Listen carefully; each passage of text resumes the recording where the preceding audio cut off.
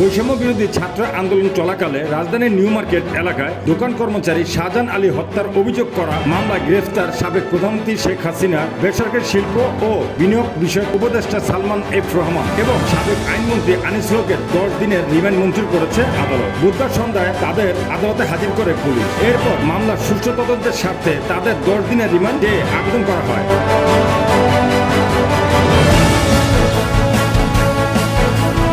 ঢাকা দক্ষিণ city corporation Matuail 65 নং word Bangladesh জাতীয়তাবাদী দলের একটি মিছিল বুধবার সকাল 10টায় মুসলিমনগর হয়ে মাতুয়াইল মেডিকেল কলেজ রোডে এসে শেষ হয়। 65 নং ওয়ার্ড বিএনপির আহ্বায়ক আশরাফ খান বলেন, বিসমিল্লাহির রহমানির রহিম। আজকে এখানে উপস্থিত বাংলাদেশ জাতীয়তাবাদী যুব দলের সাবেক সেক্রেটারি যাত্রাবাড়ি থানার আমার ছোট ব্যবসা শেখর, উপস্থিত ছাত্রদলের বর্তমান জয়েন্ট কনভিনার মহানগরের মোহাম্মদ রফিক, আমার 65 নম্বর ওয়ার্ডের যুগ্ম আহ্বায়ক শাহাদাত হোসেন লিটন এবং সদস্য নূর হোসেন। ইতিমধ্যে আপনারা বক্তব্য শুনেছেন। আমাদের যুবদলের সেক্রেটারি সাবেক সেক্রেটারি সদরুল শেখর রফিক বক্তব্য দিয়েছেন। আমি বক্তব্য দীর্ঘায়িত করবো না, আপনাদেরকে শুধু বলবো আমাদের যে অর্জিত ফসল ছাত্র জনতার আন্দোলনের ফসল সেটা আমাদের ধরে রাখতে হবে। অর্জন করা সহজ, রক্ষা করা কঠিন। আগামীকাল সকাল 9টায় রায়েরবাগ দোতলা মসজিদের সামনে সকল নেতাকর্মীদের উপস্থিত থাকতে বলেন বিএনপির আহ্বায়ক আশরাফুদ্দিন খান। বাংলাদেশ জাতীয়তাবাদী বিএনপি যাত্রাবাড়ি থানার সাবেক যুবদলের সাধারণ সম্পাদক সজরুল আলম শেখর বলেন, আজকে আমরা যে মৌন মিছিল করলাম, এই মৌন মিছিলের উদ্দেশ্য আপনারা সবাই জানেন, ইতিমধ্যে আপনারা অবগত হয়েছেন। আমরা সন্ত্রাসমুক্ত বাংলাদেশ চাই, চাঁদাবাজ মুক্ত বাংলাদেশ চাই। এর পক্ষে আমরা মৌন মিছিল করলাম। আমরা এই মৌন মিছিলে যারা অংশগ্রহণ করেছেন আমি সবাইকে ধন্যবাদ জানাই নিয়ে এবং নেতৃবৃন্দকে সবাইকে নিয়ে এলাকাবাসীকে নিয়ে আমরা সবাই এখানে একত্রিত হব। কালকে আমরা মৌন মিছিল করবো। আমরা সবাই রাজি আছি না? আমরা কি চাই না এদের সন্ত্রাসমুক্ত হোক? আমরা চাই না চাঁদা মুক্ত হোক? উনি হাসিনা পালিয়ে গেছে, এই দেশের মানুষ শান্তি পেয়েছে, দেশের দ্বিতীয়বারের মতো স্বাধীনতা হয়েছে।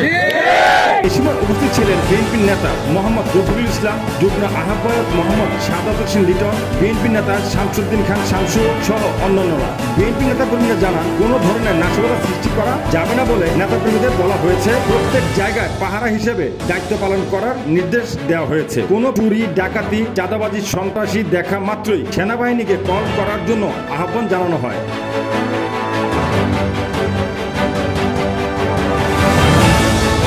বৈষম্য ছাত্র আন্দোলন কেন্দ্র করে সাবেক প্রধানমন্ত্রী শেখ হাসিনার পদত্যাগের পরপর সিরাজগঞ্জ উল্লাপাড়া উপজেলায় বিভিন্ন এলাকায় হামলা, ভাঙচুর, লুটপাট ঘটনা ঘটে। উল্লাপাড়া থেকে মোহাম্মদ আমিনুল ইসলাম জানান, এতে আতঙ্কিত হয়ে পড়ে উল্লাপাড়া উপজেলাবাসী। দুর্বৃত্তদের হামলা, ভাঙচুর, লুটপাট থেকে রক্ষা পেতে উল্লাপাড়া পৌরসভায় গোস্বগাতি মহল্লায় বিএনপির নেতাকর্মী ও এলাকার সাধারণ জনগণকে নিয়ে 6 তারিখ থেকে 12 তারিখ পর্যন্ত 7 দিন পাহারায় ছিলেন। মঙ্গলবার দুপুরে গোস্বগাতি মহল্লায় শিব মন্দিরের বিএনপির নেতা ও সাবেক পৌর মেয়র মোহাম্মদ বেলাল হোসেন বলেন, আমাদের দেশ স্বাধীন হয়েছে এই অবস্থান মনে হচ্ছে আমাদের, কিন্তু আজকে যে এই বিভিন্ন এই কোটা আন্দোলনের পরে বিভিন্ন অরাজকতা, বিভিন্নভাবে বিভিন্ন সমস্যা তৈরি হয়, সেই পরিপ্রেক্ষিতে আমরা এলাকাবাসী সবাই মিলা আমাদের এলাকার লোকজন এবং মন্ত্রী সব জায়গায় আমরা পাহারা দিচ্ছি এবং আমরা আমাদের